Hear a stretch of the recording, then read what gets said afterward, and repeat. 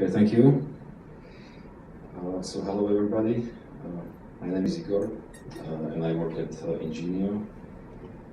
I'm from Slovakia. I'm Slovakian, and the company at this moment is located in Bratislava, in Slovakia. So let me introduce myself a little bit more in the beginning. At Ingenio, I work on the Unigraph project, which is some kind of knowledge base, knowledge graph representation. In terms of technologies, we use mostly Go as a programming language, and RocksDB is our data storage layer. And we use these technologies to represent knowledge graphs. Maybe I could ask a question: how many of you are familiar with Go programming language or use Go? Then, how many of you use RocksDB or no RocksDB? Have heard of RocksDB? I think so. It's even better, at least. And previously, I spent most of my professional career working in Java environment. So I was doing a lot of Java. Before joining Ingenio, I spent 5 years in Cork in Ireland. I was working for Spring Source. Maybe those of you who know Java also know the Spring Source company and the Spring framework. Through various acquisitions, it's basically the same thing as Spring Source, VMware, Pivotal. Pivotal is in charge of Spring framework. Before that, I worked for a couple of companies, and also I tried to contribute to open source projects. And I was also part of the Cloud Foundry team. Okay, so that's for the introduction, and as the agenda goes, these are the kind of things I'd like to present. In the beginning, there will be RocksDB introduction, and I'm glad that there is not much experience here with RocksDB, because at least I don't have to skip stuff, otherwise it will be very quick. Then I will show you how to quickly install RocksDB, what the core features are, and then we will look a little bit deeper into the technical details, which is the LSM sorted runs and this kind of terminology that is required to understand the data structures and the algorithms that are behind RocksDB. Then in the next part, I will show you how we use RocksDB, because the Unigraph is the graph, and how exactly do we map this graph data structures into the key value store. So that's kind of thing that basically led us to using key value store in the Unigraph. So there was a summary, and of course in the end there will be Q&A. So first of all, RocksDB is embeddable persistent key value store for fast storage. It is a project of Facebook, and as Colin said, the presenter before me, they use MySQL heavily in Facebook, and one of the options, they use RocksDB as a pluggable storage into MySQL. It is used also by other companies like LinkedIn, Yahoo, CockroachDB, etc. Initially, RocksDB was developed as a fork of LevelDB. LevelDB was originally a project of Google, but throughout the time, I would say it's better to call it a built-on LevelDB, because Facebook added quite a lot of new features, and it makes it really kind of powerful, and compared to LevelDB, in terms of features, it is much more powerful. The homepage is rocksdb.org, so all the information you can find over there. So what are the core features? It's key value store. Basically, we can store any kind of keys, which is arbitrary sized byte stream, and we can assign byte streams to these keys as values. So it's basically associated array, you could say. The second important feature is that the keys that are stored internally are sorted, and this provides the ability to iterate these keys in sorted way. It also provides atomic reads and atomic writes. And if we want to perform multiple changes, multiple writes, we can execute them in one atomic batch operation. So these are kind of low-level operations that enable us to even build more sophisticated transactional support on top of this. We can also create transient snapshots. So at any time using the database, we can create a snapshot that kind of freezes the view on the database at a specific moment, and we can retrieve the data and work with the data. It has some additional features like transparent compression. If you want your data to be compressed, you can plug in and activate certain compression algorithm.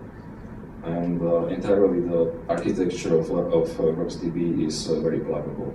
And this comes from the origins of the LevelDB, because the original code base of LevelDB was designed to be pluggable and to provide the possibility to replace various parts inside the storage with your own customized implementation, or you'll pick one of those existing. It has optimal support for I/O bound, and I will talk about this later when I'll start talking about LSM. So, first of all, RocksDB is a library. So when we say data storage, we don't mean like database server that you install somewhere and you run it, and then you connect it to the server, to the network. It is a library, so it means it compiles directly together with your application. You can link it as a shared library or as a static library, and basically it becomes part of your application. And it has, of course, some advantages and disadvantages, but generally the advantage is that you don't have any networking overhead when contacting and when working with the data. But on the other hand, of course, if you want to publish your data or you want to make the data accessible to other processes, you need to create some own communication protocol or serialization techniques. Okay, so important thing to remember, RocksDB is a library. It is not a server that you install and then you run and you configure. It is really a library that directly links together with your code.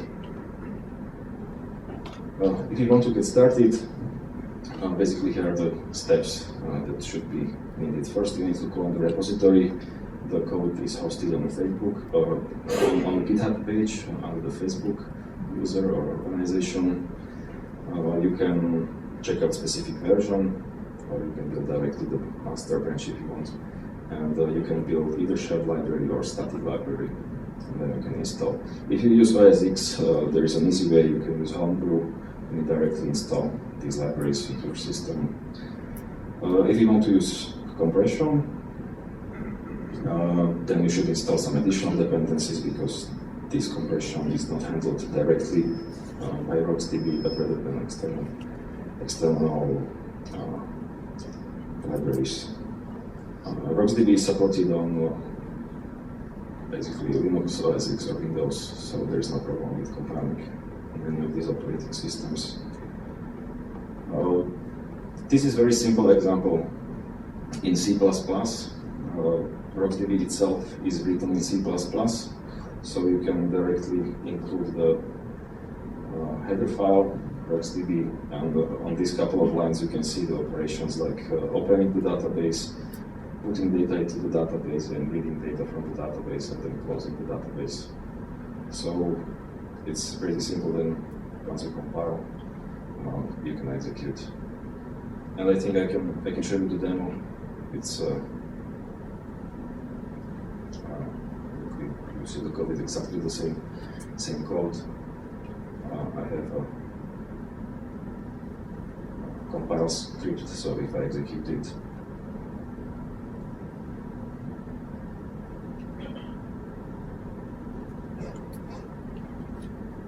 we get the binary, and then I start the binary.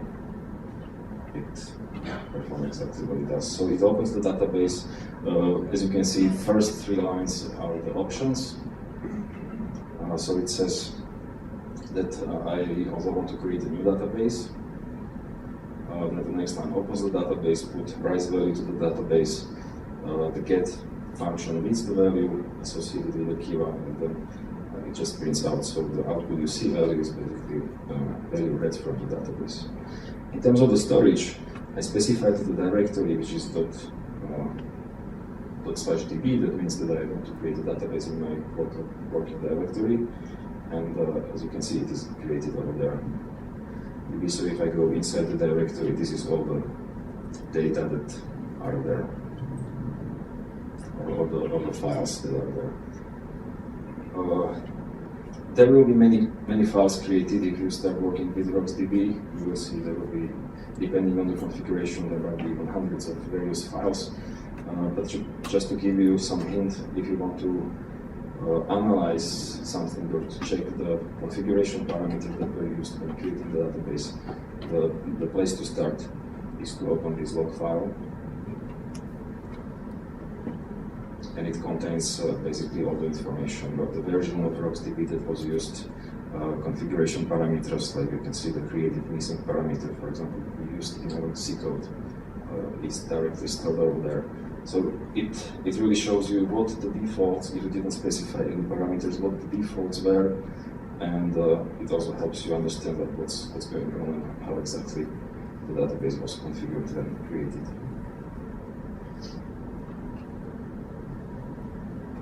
Okay, so I go back to the slides.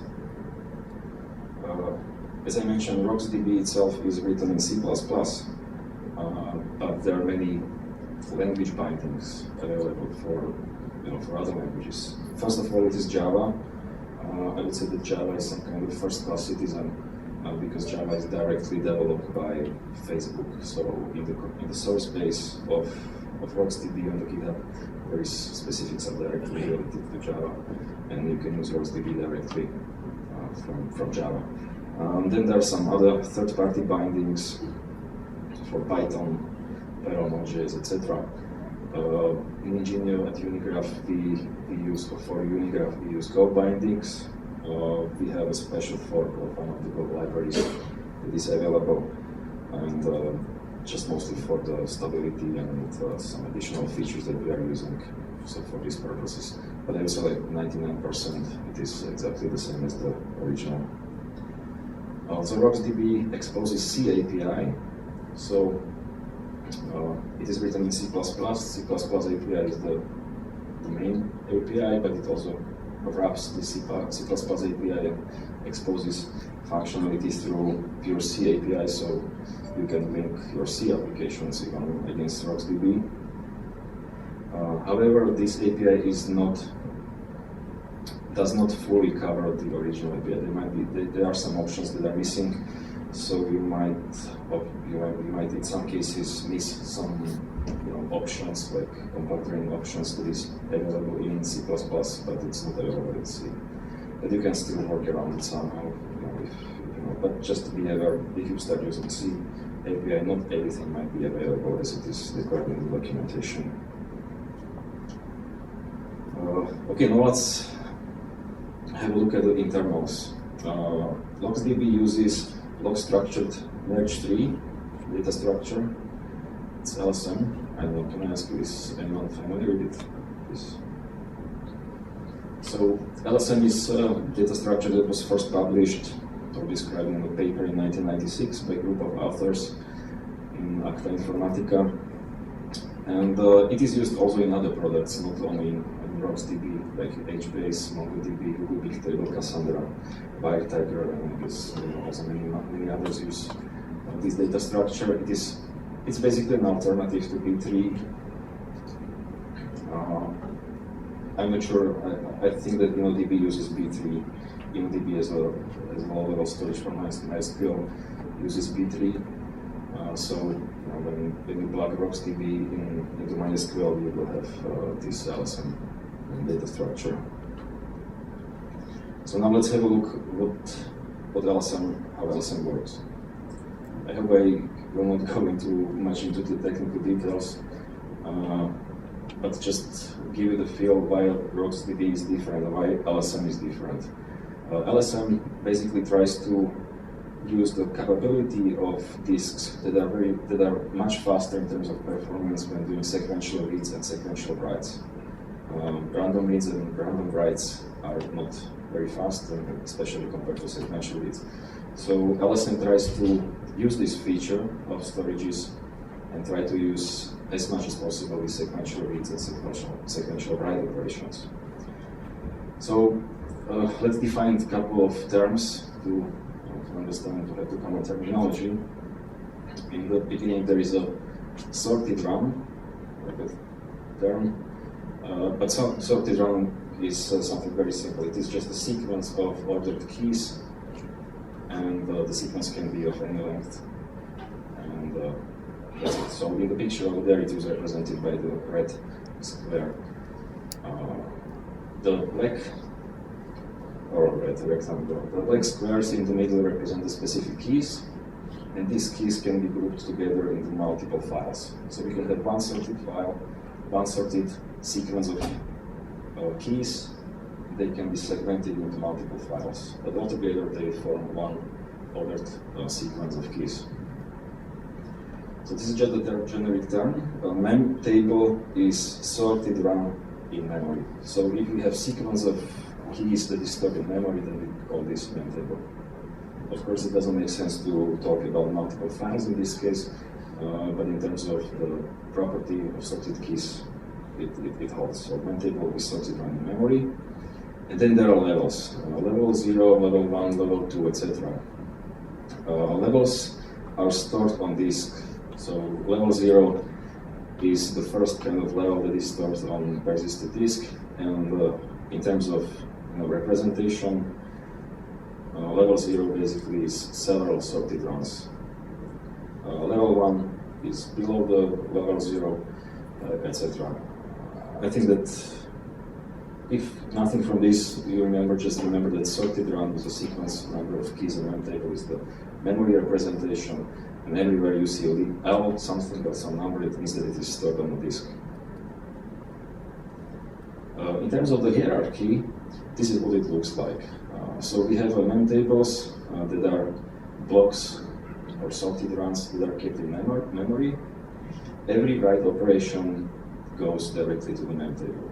So if you do any put or delete, all of this goes to mem table first. Of course, you can define the maximum size of mem table.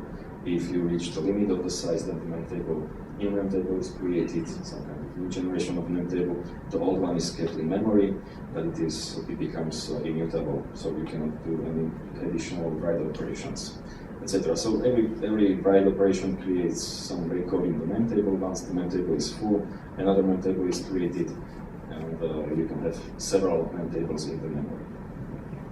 But of course, the limits of RAM are there, so you have some memory restrictions. So what happens if you have too many mem tables in the memory? They get persisted to level 0, and this operation is called the flushing. So we get all the data flushed from mem table or several mem tables into level 0. That basically simply means that you put all the data from mem table directly on the disk, on the files. Usually this happens like 1-to-1, like one mem table is directly stored in level 0, but you can do also some kind of optimization so that you can merge several mem tables into one level 0 sorted run. And as you write more and more data, more and more mem tables are created, more and more mem tables are flushed into level 0, and more and more sorted runs are created in level 0. And the same holds in terms of limits with level 0. Once you achieve some boundaries, some maximum size you are willing to dedicate to level 0, another process starts, and this process is called compaction.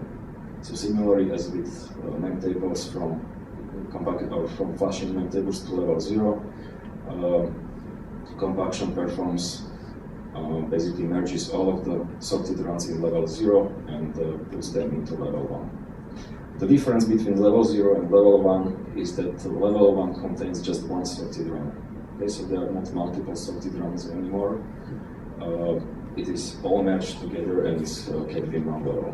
Etc. You have level 2 and more levels. By configuration, usually every level is 10 times bigger or 2 times bigger. It depends on the specifics.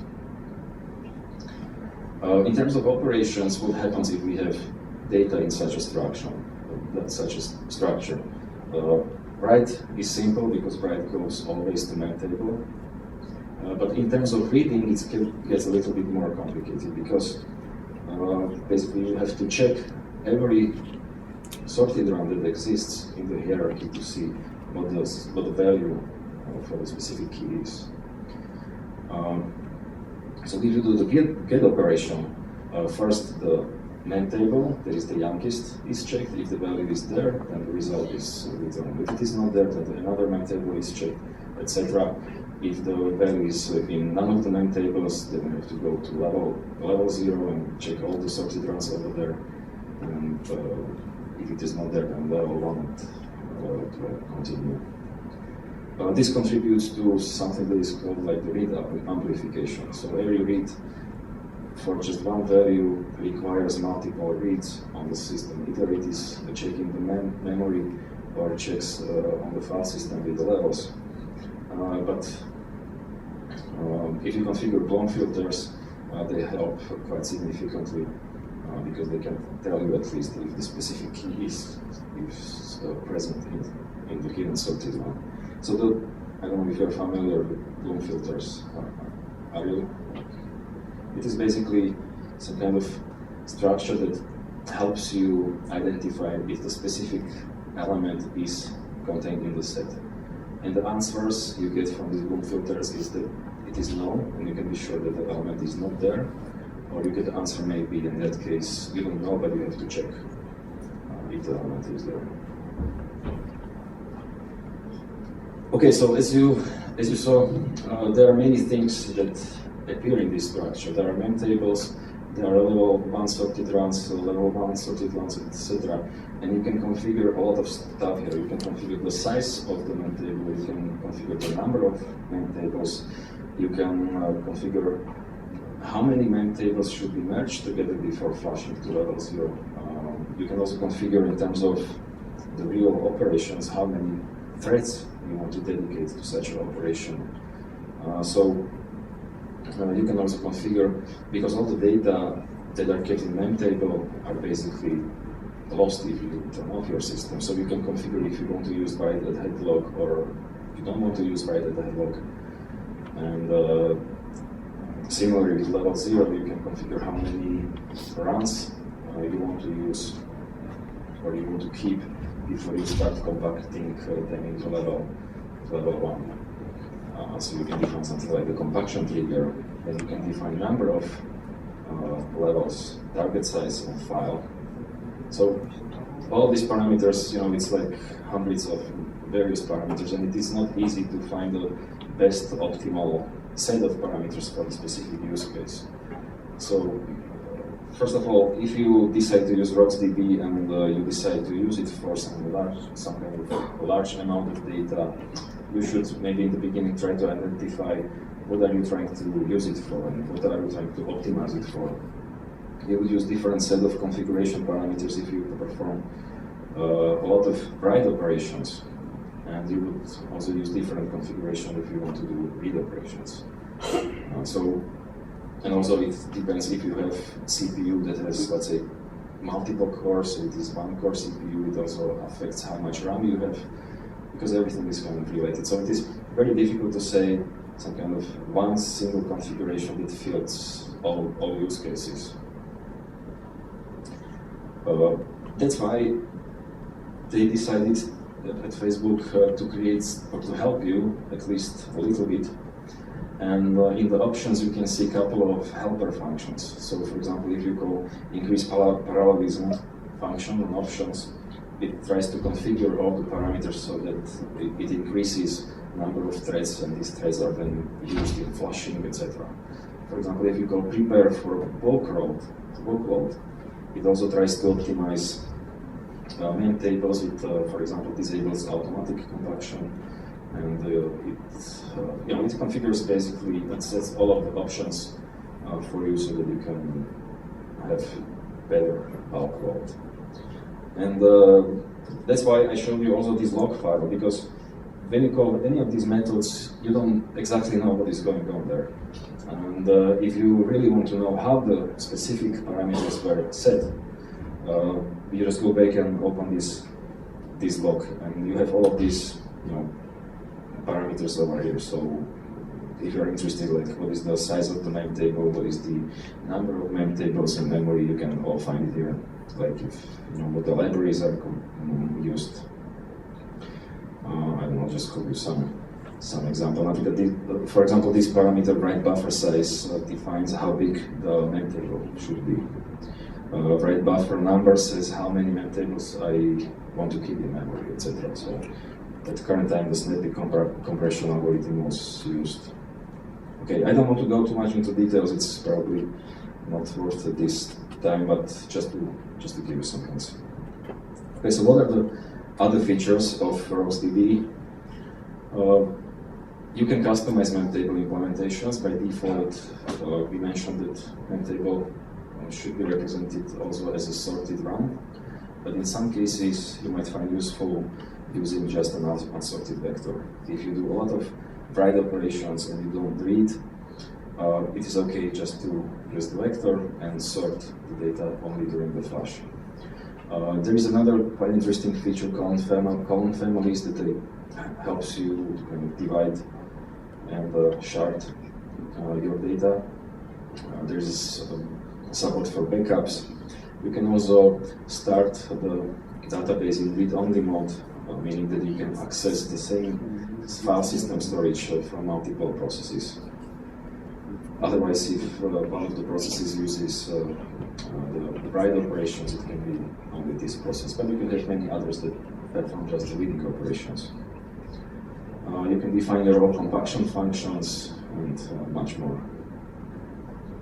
So in terms of usage,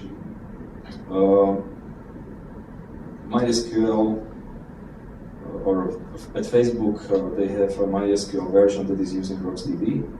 It's, you can see the link, it's hosted on GitHub. And also they are working on the MongoDB implementation that replaces the default storage engine with the RocksDB. And there is a how-to. You can even follow the instruction. It's from January this year, so it's quite fresh. Okay, so in the next part, I'd like to talk a little bit about Unigraph and how actually we use this key value store in representing Unigraph. So first of all, Unigraph is a global language independent knowledge graph that aggregates various sources and basically structured data, and we unify them under a single generally recognized common schema. But what is important in this sentence in relation to this presentation is the knowledge graph.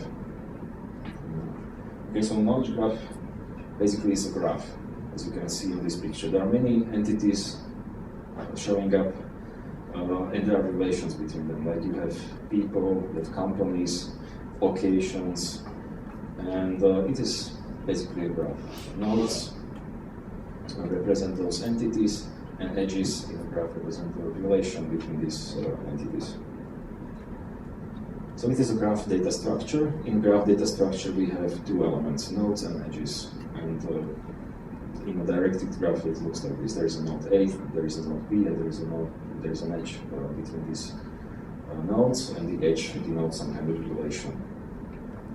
So the graph itself can be expressed, represented as a set of triples A, E, B. Basically, A means the node, E in the middle means the edge, and B in the end means the last element is the other node. So any graph can be represented as a set of triples. In the knowledge graph, the semantics of these elements changes a little bit, or it becomes more specific. So the first element is called subject, the H is called a predicate, and the last element is called object. And we say that subject has some relation to the object by a predicate.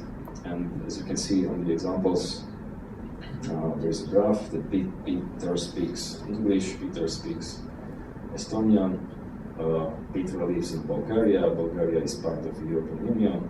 So these kind of simple triples or simple facts can be expressed in the graph, and vice versa. From graph we can get to these triples.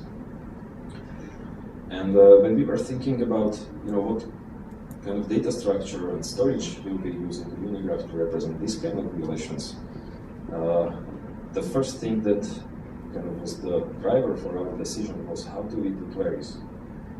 Because once you have the graph, it is a nice thing, but you need to traverse the graph. You need to have quite effective. You need to find an effective way to traverse a graph really fast. For example, I want to know what languages Peter speaks, or I want to know who speaks English, or I want to know who speaks English and lives in the European Union. You can even ask more complex questions. Like you can see a couple more examples here, like which countries are part of the European Union, or anything. Basically, I can fix subject and I can ask anything about the subject, or I can fix object and I can ask anything about the object or even predicate. So in Unigraph, we have decided to use RocksDB, and just because the storage and the way how we store it was given by the queries, we identified three kind of directions of fixation. We want to know everything about the subject, or we want to know everything about the object, or we want to know everything about the predicate. And of course, you can filter more, so that you can ask everything about the subject related to some predicate, etc. So in the end, we ended up with creating two indexes. For every triple is represented in the key value store as three elements or three keys. And for every direction, for every index, there is one key. And the keys are constructed as a concatenation of subject plus predicate plus object. And the reason why we can concatenate is, why we have concatenated these values is the feature of RocksDB that enables prefix-based iteration over keys. And I mentioned in the beginning that not only it stores key value stores, but it also enables to iterate over the keys in some kind of specific deterministic order. So if you want to ask anything about the subject, we just perform the query on the keys and provide the subject as a prefix. And from that moment on, we can iterate directly from the values, and we get basically everything about the subject. But of course, problem with this approach is that subject, predicate, and object might have different lengths. So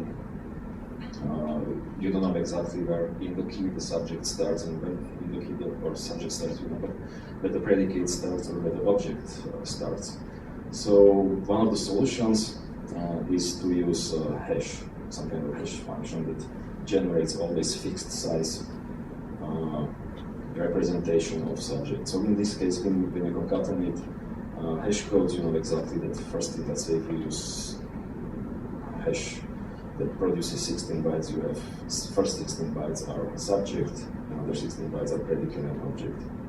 So using these prefix-based queries together with the hashing of the elements, we can get really quite effective way how to perform the queries that I mentioned over there.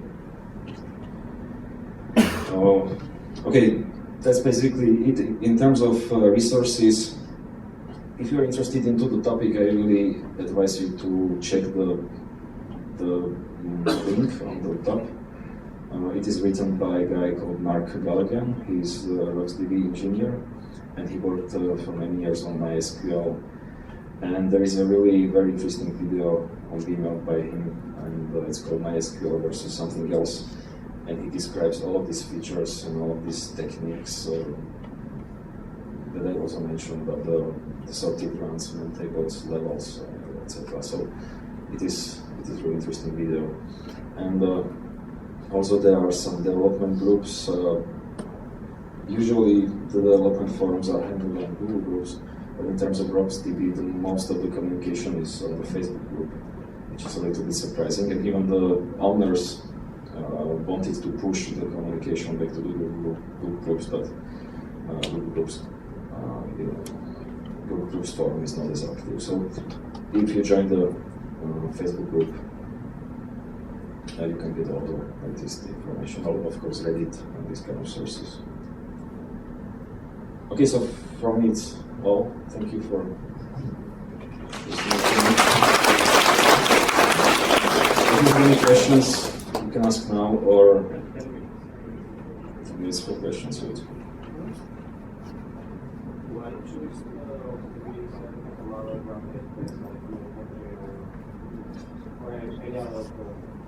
Okay, so the question was why we use RocksDB instead of any other like Neo4j.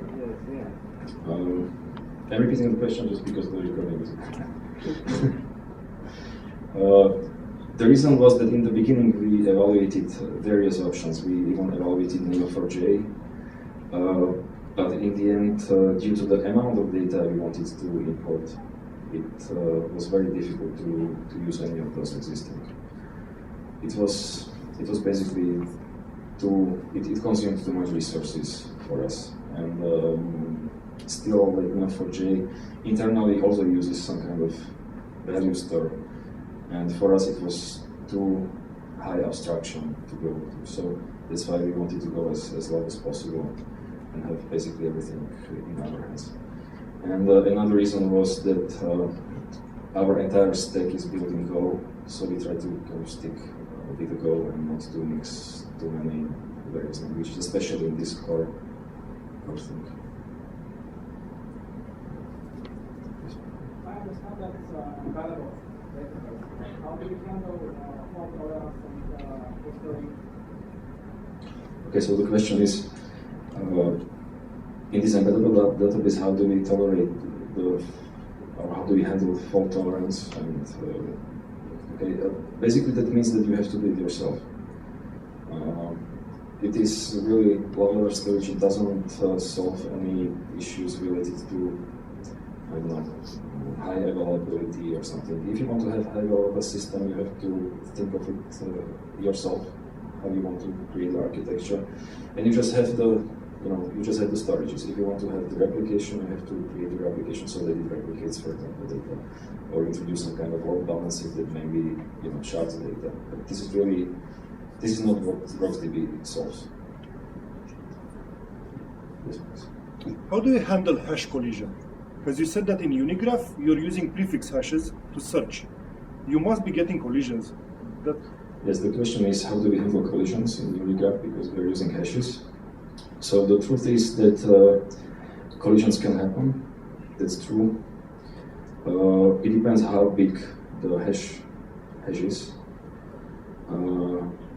But well, we rely on the fact that the collisions are very rare. Yeah. And if that happens, then probably we will have some problems. But that's Sorry about the question. No, I'm frank with you. This is how this is the algorithms. You can do anything. Thank you. But the longer hash function you use, the lower the probability. So. Yeah.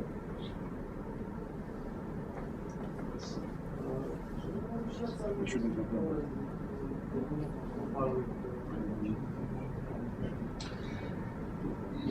If I can share some problems that we had with RocksDB. In the beginning, I think most of the problems were related because we didn't understand deeply what's going on there. For example, we wanted to import a huge amount of data. Maybe Freebase is the knowledge base that is about to be shut down, so we wanted to basically take everything that they have and import it. Just because we didn't kind of understand what the mem table and how the compaction and all this flashing works, basically we had performance issues. Whatever we did, we couldn't import Freebase in one day. It took more than 24 hours. But when we started focusing and optimizing the mem table sizes, the flash threads, and all these things, basically we were able to import it in 53 minutes. So it was a huge improvement. But in the beginning, I think most of the problems were related for not understanding really the internals and the principles of LSM. Other than that, I don't know, there might be some bugs, of course, but we haven't encountered them. So from our point of view, it is quite a reliable system.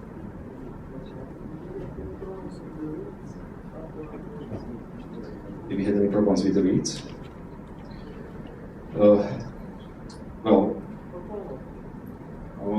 Reads, we had problems with the writes before, because writes took quite a lot. We didn't configure mem tables to be large enough. we didn't configure the flashing properly, so that a lot of flashes happened.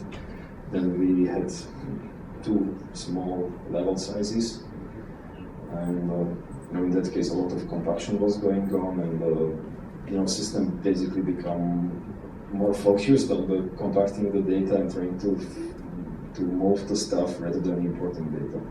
So how we solved it is basically we eliminated all the compaction, we disabled compaction.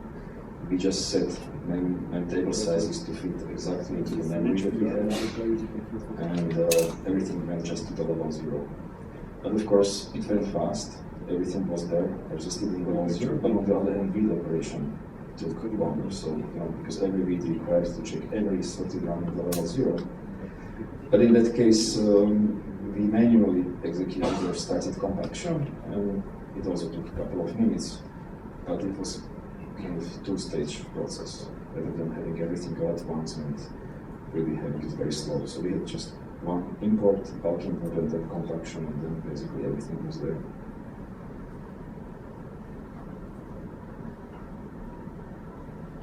Could you just give us some stats, like how much data do you have, or how much time or signal do you take? How the database performing, how it performing? Yes, so we did some, so if I can give some, let's say, benchmarks of performance numbers. So I can give you some numbers or some kind of feeling about what it is when we work with the triples, or with really the knowledge graph representation. It highly depends on the CPU, because basically the raw iteration over the elements, it is around 700,000 per second. So that's what you can achieve if you have SSD disks. Of course, it depends how fast the SSD disk. You can have great configuration, you don't. So in our situation, I'm just giving the numbers. So we have the read around 700,000 quads or triples per second. That's what we can do. And of course, at this moment it seems to be sufficient, but we will see. Maybe we will need to either change the SSD disks to something faster.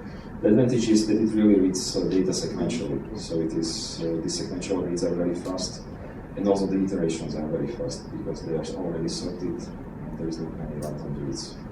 Of course, if you want to kind of jump into the graph, like get from one node, then to another, then always prefix is different. So you have jumps in the data structure.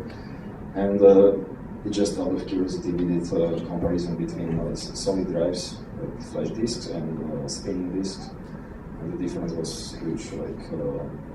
That's why we decided to use flash drives for storing data, because spinning disks are completely useless for this. Difference was, it was like 8 hours versus like 4 minutes. It's like huge difference. It is just the pure numbers, but you feel the.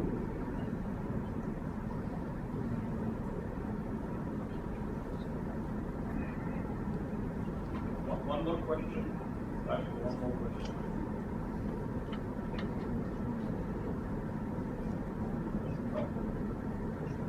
Thank you very much.